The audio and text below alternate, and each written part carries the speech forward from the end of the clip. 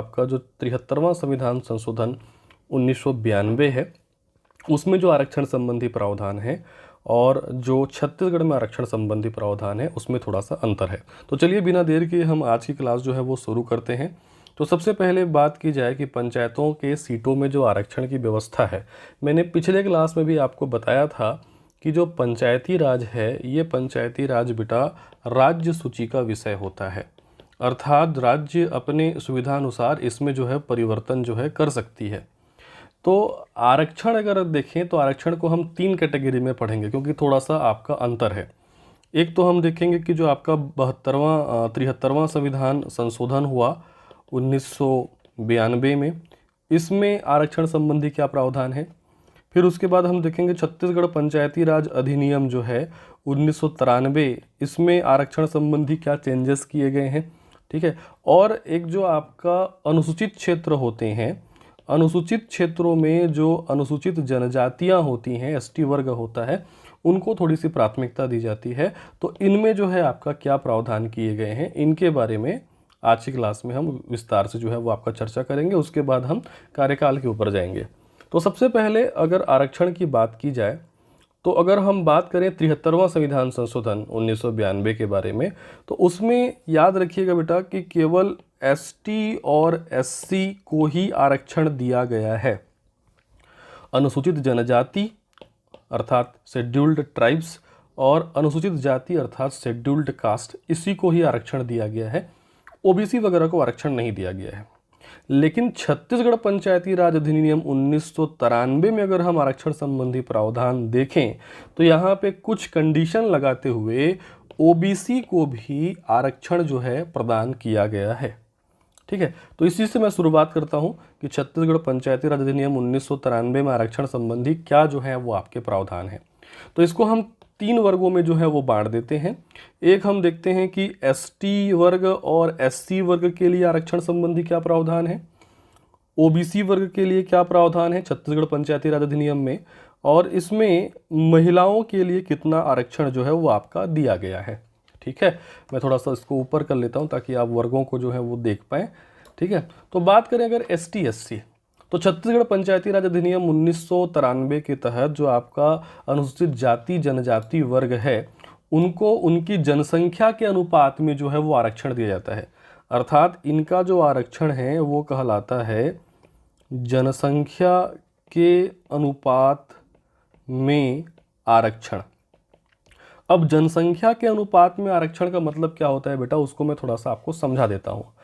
देखिए क्या है, इसका कहने का तात्पर्य ये है कि जहाँ पर एसटी और एससी की जनसंख्या जितनी है उसी अनुपात में आरक्षण दिया जाएगा। उदाहरण के लिए हम ग्राम पंचायत को अगर उदाहरण के तौर पे मान के चलिए, तो जैसे कि बेटा कोई ग्राम पंचायत है फॉर एग्जांपल, है ना, और उस ग्राम पंचायत में मान लेते हैं कि हम 1000 जो है क्या है आपके मतदाता हैं। ठीक है। या 1000 वहाँ की क्या है आपकी जनसंख्या है ना। जनसंख्या कितनी है 1000। ठीक। अब इस 1000 में 400 जो हैं वो आपके एसटी हैं और 200 जो हैं वो आपके क्या हैं एससी हैं, मान के चलते हैं। 400 अनुसूचित जनजाति हैं और 200 अनुसूचित जाति हैं।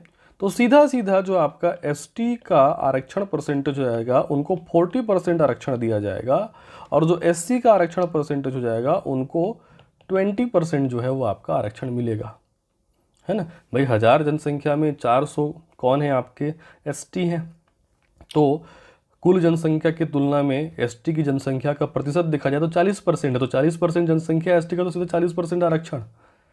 एससी की जनसंख्या 1000 में 200 है तो वो 20% जनसंख्या आपका शो हो रही है। अर्थात जो आपका एससी है उसको कितना परसेंट आरक्षण मिल जाएगा आपका 20%। इसीलिए कहा जाता है कि एससी एसटी वर्ग को हमेशा आरक्षण रहेगा, वो भी जनसंख्या के अनुपात में आरक्षण रहेगा। जनसंख्या ज़्यादा है तो ज़्यादा आरक्षण, जनसंख्या कम है तो आपका कम आरक्षण। ठीक है।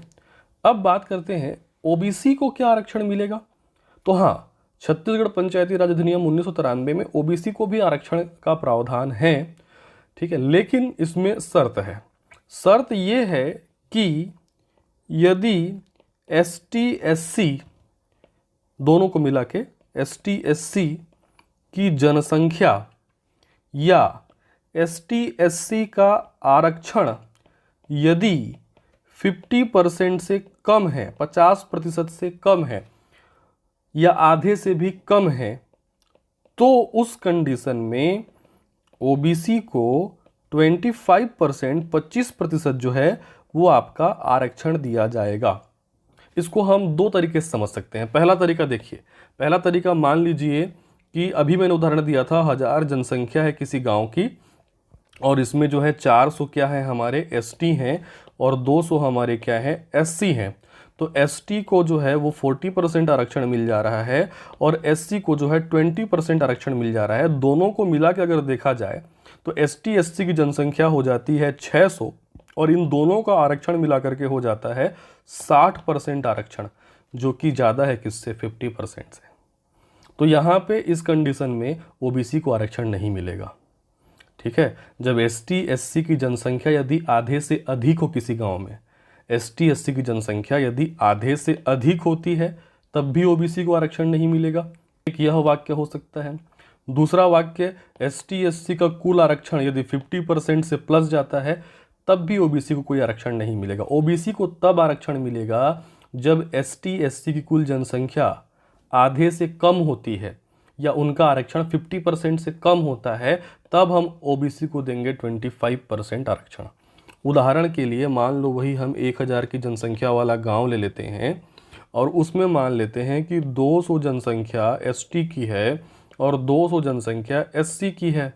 तो भाई एसटी को भी मिलेगा 20% आरक्षण, एससी को भी मिलेगा 20% आरक्षण। एसटी एससी की कुल जनसंख्या हो जाती है 400 और इन दोनों को मिला करके इनको दिया गया आरक्षण कितना हो जाता है, 40%, जो कि कम है किससे, 50% से। तो एसटी एससी का जो आपका आरक्षण है वो 50% से नीचे जा रहा है। इस कंडीशन में उस ग्राम पंचायत में ओबीसी को कितना प्रतिशत आरक्षण दिया जाएगा, 25%। या दूसरे शब्दों में कहें तो एसटी एससी की जो कुल जनसंख्या है वो आधे से भी क्या हो रही है, कम। तो उस समय ओबीसी को कितना प्रतिशत आरक्षण दिया जाएगा, 25% आरक्षण। तो आ गई बात समझ में कि ओबीसी को तभी आरक्षण प्रदान किया जाएगा जब एसटी एससी की जनसंख्या 50% से कम हो, या बोल सकते हैं एसटी एससी को दिया गया आरक्षण 50% से कम हो। एग्जाम में आधे से कम ऐसा वर्ड भी यूज़ करता है, 50% से कम मतलब आधे से कम। तब के कंडीशन में ओबीसी को 25% आरक्षण दिया जाएगा। और 50% से मान लो उनकी जनसंख्या ज़्यादा है एसटी एससी का, या आरक्षण का परसेंटेज उनका 50% से ऊपर चला जाता है, आधे से अधिक चला जाता है, तब के कंडीशन में ओबीसी को कोई आरक्षण प्रदान नहीं किया जाएगा। ठीक है, बात करते हैं महिलाओं को। तो महिलाओं को 50% आरक्षण है। ठीक है, 1/2 बोल सकते हैं 50% को। महिलाओं को 50% आरक्षण। अब 50% आरक्षण का मतलब क्या होता है बेटा, कि मान लीजिए कहीं पे एसटी को आरक्षण है, एससी को आरक्षण है, ओबीसी को आरक्षण है, और जिनको आरक्षण नहीं है वो वर्ग क्या कहलाता है, अनारक्षित वर्ग। ठीक है, तो प्रत्येक वर्ग का 50% सीट महिलाओं के लिए आरक्षित रहेगा।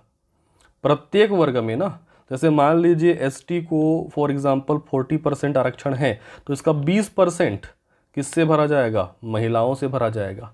अगर एससी को मान लो 20% आरक्षण है तो उसका 10% एससी महिला कौन रहेंगे, 50% आरक्षण के साथ। ठीक है, एसटी में एसटी महिला 50%, एससी में एससी महिला 50%, ओबीसी में ओबीसी महिला 50% और अनारक्षित में भी अनारक्षित महिला 50%।